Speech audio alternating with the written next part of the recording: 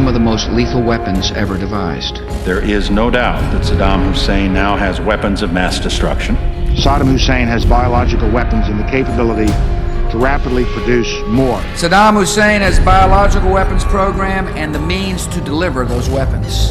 In the not too distant future, he will acquire nuclear weapons. We do know that he is actively pursuing a nuclear weapon. Any country on the face of the earth with an active intelligence program knows that Iraq has weapons of mass destruction. The Iraqi regime could launch a biological or chemical attack in as little as 45 minutes.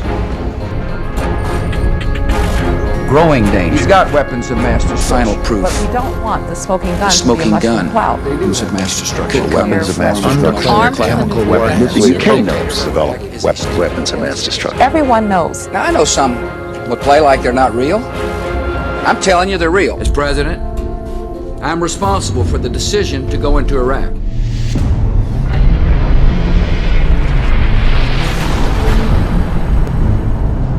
The president and many of his senior officials defrauded the American public.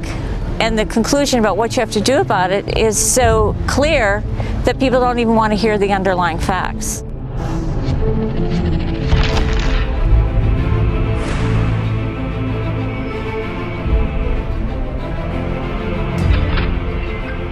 There was a massive marketing effort to make WMD, as well as the connections to Al-Qaeda, a central part of that effort to sell war to the American people and package it as a grave and gathering danger, when the reality is that it was not as urgent or serious or as grave as it was portrayed.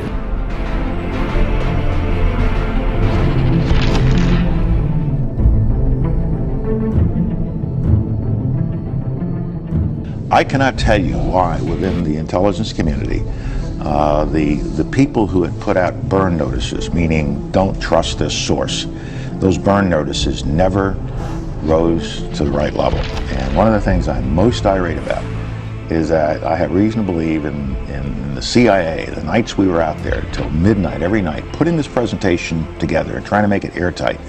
There were people in the room who knew that burn notices had gone out on some of these sources, and that was not raised to me or to Mr. Tenet. George Tenet asked that this be taken out of the Cincinnati speech, the reference to yellow cake.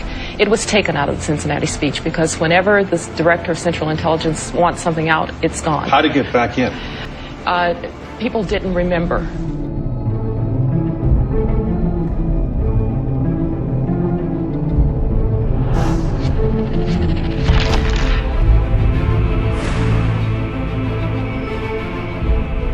Iraq has a growing fleet of manned and unmanned aerial vehicles that could be used to disperse chemical or biological weapons across broad areas.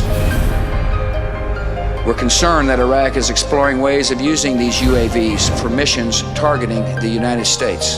Saddam Hussein has held numerous meetings with Iraqi nuclear scientists, a group he calls his nuclear mujahideen, his nuclear holy warriors, facing clear evidence of peril.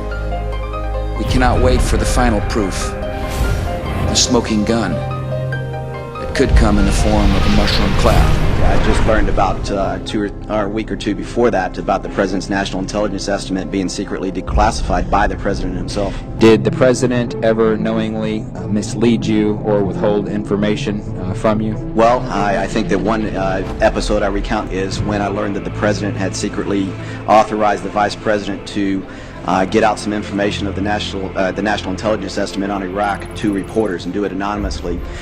We had decried the selective leaking of classified information for years, the president and myself as a spokesman, and so that was certainly something that caught me by surprise and was a very disillusioning moment for me, to say the least. Do you have any personal knowledge of hearing the president ask someone else to lie or shade the truth? No, it's the whole idea of the permanent campaign mentality, and when you're trying to make the strongest case and it's what you leave out that it has that same effect, and that's the point I make. Okay. Whether or not it's deliberate or conscious, it still is very troubling, particularly when you're talking about making the case for war to the American people.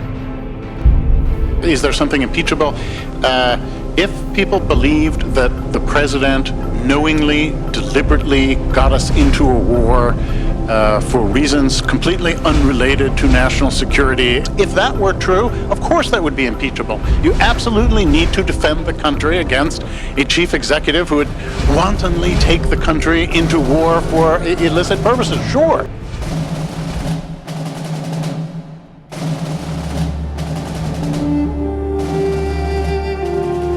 There are a lot of people who lie and get away with it, and that's just a fact. Those weapons of mass destruction got to be somewhere. Nope, no weapons over there. Maybe under here. Nope, no weapons over there. Maybe under here. Nope, no weapons over there. Maybe under here. Oops, this photo wasn't supposed to be in here.